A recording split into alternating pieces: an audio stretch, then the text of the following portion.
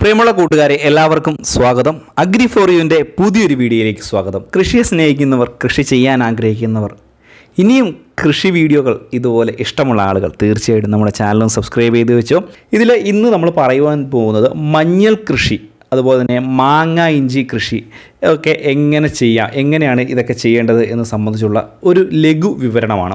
ഇതിൽ എങ്ങനെയാണ് വളങ്ങൾ ചേർക്കേണ്ടത്, എന്തൊക്കെ വളങ്ങൾ ഉപയോഗിക്കാം എന്നുള്ള കാര്യങ്ങളൊക്കെ വീഡിയോയിൽ ഉൾപ്പെടുത്തുന്നുണ്ട്. അപ്പോൾ തീർച്ചയായിട്ടും നമ്മുടെ ഈ ഒരു കുഞ്ഞു വീഡിയോ ഒന്ന് ലൈക്ക് ചെയ്ത് വെക്കുക. ചാനൽ ആദ്യമായിട്ട് കാണുന്ന സുഹൃത്തുക്കൾ തീർച്ചയായിട്ടും നമ്മുടെ ചാനലൊന്ന് സബ്സ്ക്രൈബ് ചെയ്ത് വെക്കുക. തണലുള്ള പ്രദേശങ്ങളിലും കൃഷി ചെയ്യാൻ കഴിയുന്നവയാണ് മഞ്ഞളും അതുപോലെ തന്നെ മാങ്ങ ഇഞ്ചി ഒക്കെ. പ്രധാനമായിട്ടും വെള്ളം കെട്ടി നിൽക്കാത്ത നിലങ്ങളിൽ വേണം ഈ ഒരു മാങ്ങ ഇഞ്ചിയും അതുപോലെ തന്നെ മഞ്ഞളുമൊക്കെ പ്രധാനമായിട്ടും കൃഷി ചെയ്യുവാൻ എന്നുള്ളൊരു കാര്യം പ്രത്യേകം മനസ്സിലാക്കണം. നമ്മൾ പ്രത്യേകം ശ്രദ്ധിച്ചിട്ടുണ്ട്, ഈ ഹൈ റേഞ്ച് മേഖലകളിൽ ഈ ഒരു കൃഷി, മഞ്ഞൾ കൃഷി വലിയ രീതിയിലുണ്ട്. കാരണം ഈ ഒരു മേഖലയിൽ വെള്ളക്കെട്ട് സാധാരണ രീതിയിൽ ഉണ്ടാകാറില്ല, കാരണം വെള്ളം പെട്ടെന്ന് ഒഴുകിപ്പോകും. അതുകൊണ്ട് തന്നെ ഒരു ഏക്കറിൽ മഞ്ഞൾ കൃഷിക്ക് പരമാവധി ആവശ്യമായിട്ടുള്ള വിത്തിൻ്റെ അളവ് എന്ന് പറയുന്നത് 800 മുതൽ 1000 കിലോഗ്രാം വരെയാണ്. പ്രത്യേകിച്ച് ഒരു 6000 മുതൽ 6500 വിത്തുകൾ വരെ. ഒരു ഏക്കർ സ്ഥലത്ത് 800 മുതൽ 1000 കിലോ വരെ നമുക്ക് വിത്ത് ആവശ്യമായി വരും. ഇതുകൂടാതെ ഒരു ഏക്കറിൽ മാങ്ങ ഇഞ്ചി കൃഷിക്ക് ആവശ്യമായിട്ടുള്ള വിത്തിൻ്റെ അളവ് എന്ന് പറയുന്നത് 600 കിലോ വരെയൊക്കെയാണ്. അല്ലെങ്കിൽ ഒരു 5000 മുതൽ 5500 വിത്തുകൾ വരെ നമുക്ക് ഇതിന് വേണം. ഈ മാങ്ങ ഇഞ്ചിയും അതുപോലെ തന്നെ മഞ്ഞളും ഒക്കെ കൃഷി ചെയ്യുന്ന സമയത്ത് നമ്മൾ തീർച്ചയായിട്ടും ശ്രദ്ധിച്ചിരിക്കേണ്ട ഒരു കാര്യമുണ്ട്. ചെടികൾ തമ്മിലുള്ള ഇടയകലം വളരെ പ്രധാനപ്പെട്ട ഒന്നാണ്. ഈ മഞ്ഞൾ കൃഷി ചെയ്യുന്ന സമയത്ത് 25 സെൻറ്റിമീറ്റർ സ്ക്വയറിൽ തീർച്ചയായിട്ടും ഇതിന് ഒരു ഇട അകലം ഉണ്ടായിരിക്കണം.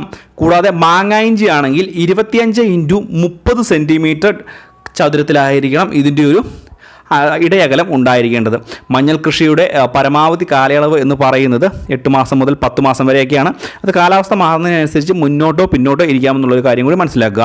മാങ്ങ ഇഞ്ചി കൃഷിയുടെ കാലയളവ് എന്ന് പറയുന്നത് 6 മാസം മാത്രമാണ്. പരമാവധി ഒരു 6.5 മാസം വരെയൊക്കെ പോകാൻ സാധ്യതയുണ്ട് കാലാവസ്ഥ മാറ്റം വരുന്നതിനനുസരിച്ച്. ഇത് മഞ്ഞൾ മാങ്ങ ഇഞ്ചി കൃഷിയിൽ ആവശ്യമായിട്ടുള്ള വളത്തിൻ്റെ അളവ് എന്ന് പറയുന്നത് നമുക്ക് ഈ ഒരു ജൈവവള പ്രയോഗത്തിൽ 12 മുതൽ 16 ടണ്ണ് വരെയാണ് ഏക്കറിൽ നമ്മൾ കൂട്ടുവളം ഉപയോഗിക്കേണ്ടത്. കൂട്ടുവളമാണെങ്കിൽ പരമാവധി 8 ടൺ പെർ ഏക്കർ എന്നുള്ള രീതിയിൽ കൊടുക്കാൻ സാധിക്കും. ഒരു ചെടിക്ക് സാധാരണ ജൈവവളമാണെങ്കിൽ 2 കിലോ ആണ് കൊടുക്കേണ്ടത്. കൂട്ടു ജൈവവളമാണെങ്കിൽ 1.5 കിലോഗ്രാം പെർ പ്ലാന്റ് എന്നുള്ള രീതിയിലും കൊടുക്കാം. മറ്റ് ജൈവവളങ്ങൾ 8 ടൺ പെർ ഏക്കറിന് കൊടുക്കുവാൻ സാധിക്കും.